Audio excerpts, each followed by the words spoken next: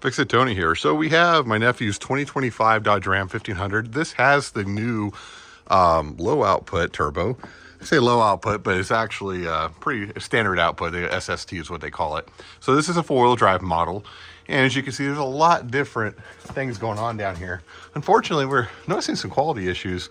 This only has 10,000 miles on it. We have a transmission leak. It looks like it's coming here from the drain plug. So this will be going into the dealer after we're done with it here. Another thing that we noticed is we have the control arm, both aluminum for the spindle and for the knuckle here. Got an abnormal amount of wear. And just the way it fits in here, something seems wrong here. So in any case, this will be going to the dealer after. So we're going to go ahead and drain this vehicle. It's a little bit different. These oil filters right now are only currently available from the dealer. There's a Mopar filter. We actually changed the oil once already. You have your drain plug here, very easy. You have your oil filter here, nothing terribly complicated. A little bit of oil probably going to get on this frame rail, but we'll get her drained and get some fresh oil put in her. Alrighty, so the best way to get at this is with an extension. This is a 13 millimeter. We'll go ahead and break her loose here, and then we'll let her drain out, and then we'll work on that filter over there. Well, this is kind of nice. The oil filter and the drain plug are close enough that we can go ahead and take our oil filter loose while draining the actual oil from the vehicle. We'll just put a wrench on here and turn her loose. Let's see if we can do this one-handed. Yeah, we got a good grip on her. Break this loose, and again, if you didn't hear me in the beginning, these filters seem to be dealer only right now. If you know about where to get these aftermarket, let me know. But so far, that's your part number right there. If you need it, I'll have it down in the description. We'll get this filter off here and let her finish draining, and then we'll get oil back in her again. We do have a little seepage up there, I'm starting to notice, but nothing terrible. We'll have the dealer look at it while it's in. So we went ahead and put the new oil filter on. We went in and put our oil plug in, torqued it down to spec.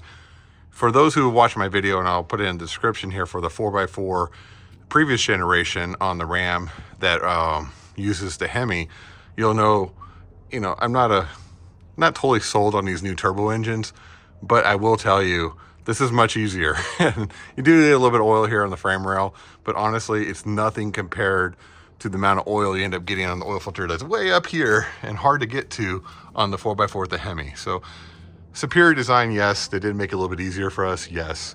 Thank you, I do appreciate that. But as far as quality, I'm really I wiped this off and there's already transmission fluid on it again. This thing's actively leaking.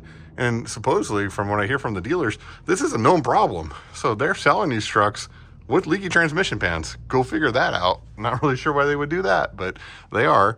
So we're gonna go ahead and get on the ground. We rotated the tires already. We'll torque those down, and then we'll go ahead and add our oil. We're almost done. All right, cool. So we're gonna go ahead and start this engine off right. We're gonna use our Valvoline Restore and Protect. This also prevents sludge from building up. Great for turbocharged engines, because when the oil's hot and starts to build deposits, because there's hot oil sitting in that turbo when you park it, this will help prevent those deposits from forming. Again, I do buy them by the 5-gallon box here. It's cheaper. If you go on Valvoline Global's website, you can get these boxes after discount when you subscribe for about $80 to $90, depending on what the special is they have.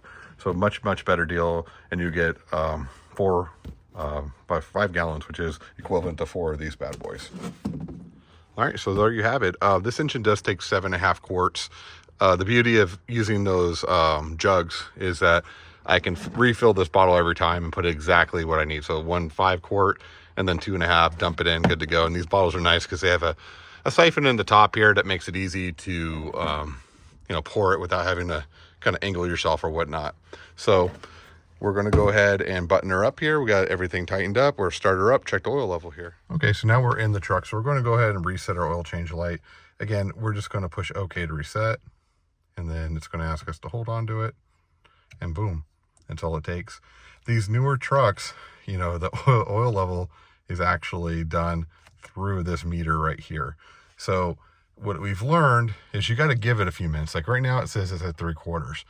We're going to give it a little while and then we'll double check it. So we put 7.5 quarts, which is the recommended amount.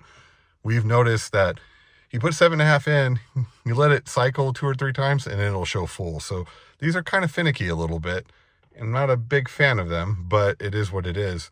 Also, this oil change is easier on this truck than it is my Hemi 4x4. So I mean, there is that, but again, and this truck does make more power, but it doesn't sound like a Hemi, which, you know, most of the people would complain, and it sounds like Stellantis is going to right the wrong that they did, and they're going to bring the Heavy back. But we got our oil change light reset, and we got our oil in, and everything's good. We'll bring this truck back here in the next oil change, and we'll just keep monitoring it. You know, keep an eye and see how the Valvoline Restore and Protect does in this engine to prevent any buildup of any, you know, varnish and things like that, which are unfortunately becoming prone in these turbocharged engines. So please like, subscribe, and share. We're growing the channel. We're almost at 2,000 subscribers. Thanks for watching, and I will reply to any of your comments if you have any questions. Have a great day.